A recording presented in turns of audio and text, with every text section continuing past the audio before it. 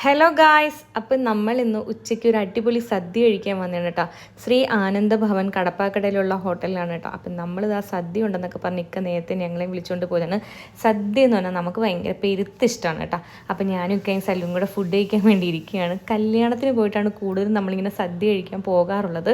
എന്നാലും ഒക്കെ ഇന്ന് ഓടി വന്നിട്ട് പറഞ്ഞ് ഒരു അടിപൊളി സദ്യ ഉണ്ട്, നമുക്ക് പോയി കഴിച്ചു നോക്കാമെന്നൊക്കെ പറഞ്ഞപ്പോൾ ഞങ്ങളൊന്നും തിരിഞ്ഞു നോക്കില്ല, പെട്ടെന്ന് കഴിക്കാൻ വേണ്ടി പോയി.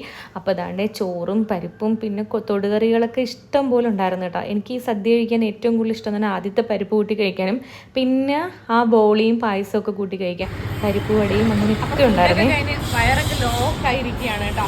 അപ്പം അടിപൊളി ഫുഡായിരുന്നു. സദ്യ കഴിക്കാൻ തന്നപ്പോൾ ഞാനും സല്ലും കൂടെ ഓടി പിടിച്ച് വന്നതാണ്. അപ്പം കുറച്ച് വീഡിയോസൊക്കെ ഞാൻ എടുത്തിട്ടുള്ളൂ. അപ്പം ഇന്നത്തെ ഉച്ചയ്ക്കത്തെ സദ്യ സൂപ്പറായിരുന്നു.